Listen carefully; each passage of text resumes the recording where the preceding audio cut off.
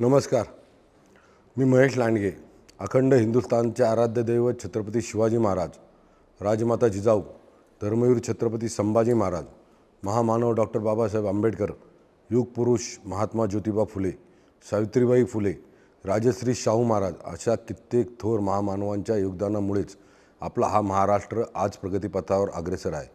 पण आजही स्वतःच्या राजकीय स्वार्थासाठी काही राजकीय समाजकंटक जातीय, धार्मिक तसे भावनिक तेढ निर्माण करून आपला सामाजिक सलोखा बिघडवण्याचा प्रयत्न करत असतात. असाच काहीसा प्रकार काल माझ्या कानावर आला. विश्वरत्न महामानव डॉक्टर बाबासाहेब आंबेडकर यांनी आपल्याला दिलेल्या सर्वश्रेष्ठ संविधानाच्या विचारांनी समृद्ध असलेले देशातील सर्वात पहिले भव्य असे संविधान भवन आपण आपल्या शहरात उभारत आहोत. त्यासाठी मी प्रयत्नशील आहे.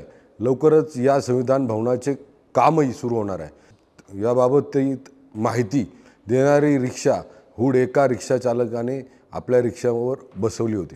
त्यावर महामानव डॉक्टर बाबासाहेब आंबेडकर यांच्या प्रतिमेच्या खालच्या भागात अनावधानानं व नजरचुकीने माझे नाव छापले गेले होते.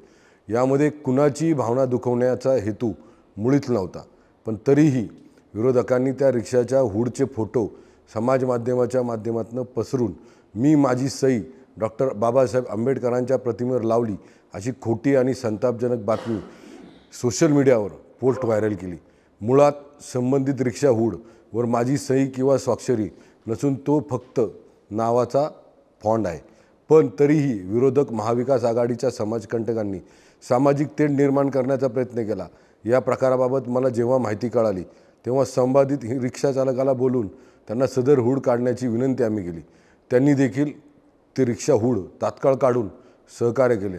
हा सर्व प्रकार अनावधानं घडलेला असून त्याबद्दल मी सर्व नागरिकांची मनापासून दिलगिरी व्यक्त करतो.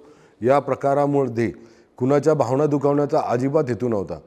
कृपया कुणीही याबाबत कसलाही गैरसमज करून घेऊ नये ही माझी नम्र विनंती. महाविकास आघाडीचे जे कार्यकर्ते या विषयाला हवा देऊन राजकीय वळण देण्याचा प्रयत्न करत आहेत त्यांनी व त्यांच्या नेत्यांनी मागील 2.5 वर्षाच्या त्यांच्या सत्तेच्या काळात संविधान भवनाची उभारणी प्रक्रिया पुढे का नेली नाही याचे उत्तर त्यांनी समस्त पिंपरी चिंचवडकरांना दिले पाहिजे. मुळात देशातील पहिले संविधान भवन हा प्रत्येक भारतीयांसाठी आत्मीयतेचा विषय आहे. शिवाय घटनाकार महामानव डॉक्टर बाबासाहेब आंबेडकर हे आपल्या देशाचा स्वाभिमान आहे. केवळ स्वतःची राजकीय पोळी भाजण्यासाठी त्यांच्या बाबतीत कुणीही स्वार्थी राजकारण करू नये अशी नम्र विनंती मी आपल्या माध्यमातून करतो.